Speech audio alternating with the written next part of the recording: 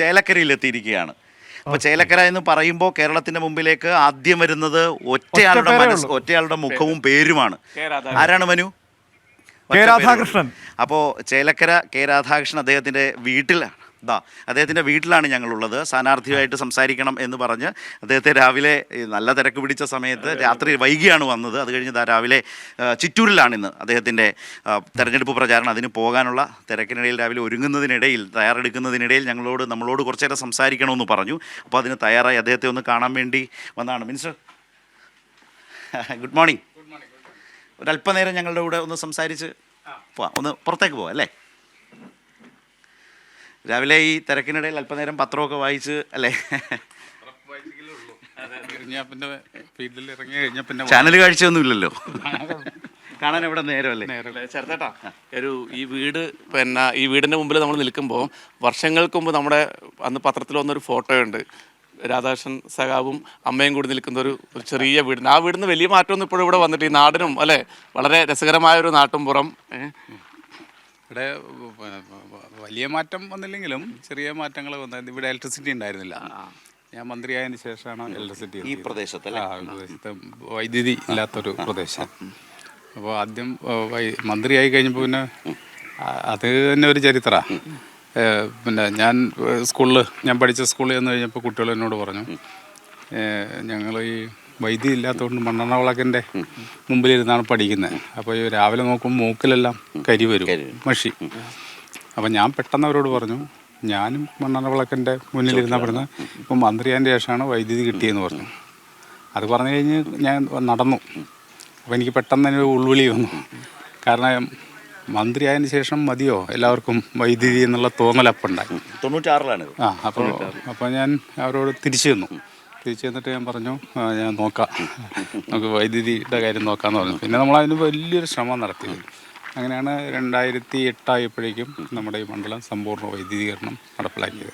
ഇന്നിപ്പോൾ അതുപോലെ റോഡുകൾ, ഇപ്പോൾ നമ്മൾ വരുമ്പോൾ കണ്ട റോഡുകളുണ്ടല്ലോ, സമ്പൂർണ്ണ വൈദ്യുതീകരണത്തിൻ്റെ ഒരു നാടായി കേരളം പൊതുവിൽ മാറുകയും. പിന്നീട് അതിൻ്റെ ഒരു സന്ദേശം ഞാൻ സ്പീക്കറായിരിക്കുന്ന സമയത്ത് അന്നത്തെ വൈദ്യുതി വകുപ്പ് മന്ത്രി കെ ബാലനായിരുന്നു. അദ്ദേഹത്തോട് പറഞ്ഞു, 1 കോടി രൂപയുടെ കുറവ് പല സോഴ്സിൽ നിന്നും ഫണ്ട് കളക്ട് ചെയ്ത് 1 കോടി രൂപയുടെ കുറവ് സമ്പൂർണ്ണ വൈദ്യുതീകരണത്തിന് വേണമെന്നുണ്ടെങ്കിൽ ആ ഫണ്ട് സർക്കാർ കൊടുക്കാമെന്ന് പറഞ്ഞു കഴിഞ്ഞാൽ മിക്കവാറും എല്ലാ മണ്ഡലങ്ങളും അതിനുവേണ്ടി ശ്രമിക്കും. MLA ഫണ്ട്, MP ഫണ്ട്, മറ്റ് പ്രാദേശിക വികസന ഫണ്ട്, പഞ്ചായത്തിൻ്റെ ഫണ്ട് എല്ലാം കൂടി. പിന്നെ സന്നദ്ധ സംഘടനകൾ സഹായം, വയറിംഗ് ഒക്കെ ചില സംഘടനകൾ ചെയ്തു കൊടുത്തു, യുവജന സംഘടനകൾ. പാവപ്പെട്ടവർക്ക് വയറിംഗ് ചെയ്യാൻ പൈസ ഉണ്ടായിരുന്നില്ല. അങ്ങനെ നമ്മൾ നോക്കിയപ്പോൾ 3,56,00,000 രൂപ ഉണ്ടെങ്കിൽ നമ്മുടെ ചേലക്കര കംപ്ലീറ്റ് ആക്കാം എന്ന് അവർ പറഞ്ഞു. ഉദ്യോഗസ്ഥന്മാരെ കൊണ്ട് സർവേ നടത്തിച്ചു. അപ്പോൾ എല്ലാം കൂടി നോക്കുമ്പോൾ 2,56,00,000 നമുക്ക് കളക്ട് ചെയ്യാൻ പറ്റുള്ളൂ. 1 കോടിയുടെ കുറവുണ്ടായിരുന്നു.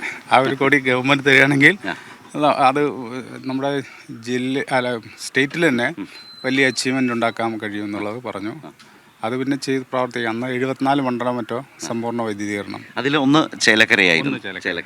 സത്യത്തിൽ ഒരു തെരഞ്ഞെടുപ്പിൽ സ്ഥാനാർത്ഥിയായി നിൽക്കുമ്പോൾ ഒരു നാടിൻ്റെ ആവശ്യത്തിന് വേണ്ടി എങ്ങനെ സൃഷ്ടിപരമായി പെരുമാറുന്നു, പണം എങ്ങനെ കണ്ടെത്തുന്നു എന്നുള്ളത്. ഇപ്പോൾ MP ഫണ്ടിൻ്റെ വിനിയോഗമൊക്കെ ഇനിയും ഏതാണ്ട് ആലത്തൂർ മണ്ഡലത്തിൽ 2,46,00,000 രൂപ MP ഫണ്ടിൽ വിനിയോഗിക്കാത്തതായി പത്രങ്ങളിലെ പാലക്കാട്ടെ പത്രങ്ങളുടെ ജില്ലാ പേജുകൾ ഞാൻ വായിക്കുകയുണ്ടായി.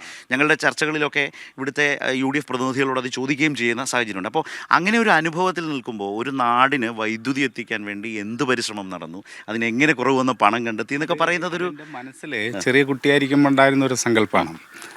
1917 റഷ്യൻ വിപ്ലവം നടന്നത്. റഷ്യൻ വിപ്ലവം നടന്നു കഴിഞ്ഞപ്പോൾ ലെനിൻ 2-3 കാര്യങ്ങളാണ് അന്ന് പറഞ്ഞത്. അതിലേറ്റവും പ്രധാനമായിട്ട് പറഞ്ഞ കാര്യം റഷ്യയെ പൂർണ്ണമായിട്ടും ഇലക്ട്രിഫൈ ചെയ്യുക എന്നുള്ളതാണ് ഞങ്ങളുടെ ആദ്യത്തെ ലക്ഷ്യം. വരുന്ന 10 വർഷം കൊണ്ട് റഷ്യയെ പൂർണ്ണമായിട്ടും വൈദ്യുതീകരിക്കുന്നു പറഞ്ഞു. അപ്പോൾ അന്ന് പത്രപ്രവർത്തകരെല്ലാം കളിയാക്കി, ഇത് കമ്മ്യൂണിസ്റ്റുകാരുടെ വെറും സ്വപ്നമാണ്, അത് നടപ്പിലാവാൻ സാധിക്കില്ല. ലെനിൻ 1924 അന്തരിച്ചു. 1927 ആയി കഴിഞ്ഞപ്പോൾ ഈ കളിയാക്കിയ പത്രക്കാർ പറഞ്ഞു, അന്ന് ആ മനുഷ്യൻ സ്വപ്നം കണ്ടത് ഇന്ന് റഷ്യയിൽ സാക്ഷാത്കരിച്ചു. റഷ്യ പൂർണ്ണമായിട്ടും വൈദ്യുതീകരിച്ചു, ടോട്ടൽ ഇലക്ട്രിഫിക്കേഷൻ വന്നു എന്ന് അവർ തന്നെ പിന്നെ കളിയാക്കിയവർ തന്നെ ലെനിനെ കുറിച്ച് പറഞ്ഞത് ഞാൻ ചെറുപ്പത്തിൽ വായിച്ചിട്ടുണ്ട്. അപ്പോൾ മനുഷ്യൻ്റെ വൈദ്യുതി അല്ലെങ്കിൽ വെളിച്ചം എത്തിക്കുക, എനർജി എത്തിക്കുക എന്നുള്ളത് ഒരു വിഷനാണ്. അല്ല ഞാനിത് ജം കട്ടാണ്, പ്രേക്ഷകർക്കൊന്നും തോന്നരുത്, ഞങ്ങളൊന്ന് പുറത്തോട്ട് പോവുകയാണ്. പക്ഷേ അതിന് മുമ്പ് ഒരു വിഷയം, അതായത് സാധാരണ മന്ത്രിമന്ദിരത്തിൽ നമ്മൾ മന്ത്രിയുടെ വാഹനം കണ്ടിട്ടുണ്ട്, അതിവിടെ കിടന്നാൽ പുതുമയൊന്നുമില്ല, ഇവിടെ തന്നെ അത് ഉണ്ട് താൻ. പക്ഷേ ഈ ഓട്ടോ ആരുടെയാണ്? അതെൻ്റെ സിസ്റ്റർ ആണ്. ആണല്ലേ? സിസ്റ്റർ അളിയൻ്റെ? ലൈലൻ്റെ. ആ, അത് ശരി. ഇവിടെയാണ് അവർ. എൻ്റെ തൊട്ടപ്പുറത്ത്. ഞാൻ ചോദിക്കാൻ കാര്യം വെച്ചാൽ രാവിലെ ഞാൻ വരുമ്പം മിനിസ്റ്റർ ഉണർന്നിട്ടില്ല, ഇന്നലെ രാത്രി വൈകിയ അമ്മയായിട്ട് സംസാരിച്ചു, അമ്മ ഞങ്ങൾക്ക് ചായ ഇട്ട് തന്നു. അപ്പോൾ ഞങ്ങൾ കുറേ നേരം ഇവിടെ ഇരുന്നു. അപ്പോൾ പറഞ്ഞ് ഒരുപാട് താമസിച്ചാണ് വന്നത് എന്നൊക്കെ പറഞ്ഞ് കുറേ നേരം പറഞ്ഞ് തെരഞ്ഞെടുപ്പിൻ്റെ വിശേഷമൊക്കെ ചോദിച്ചു.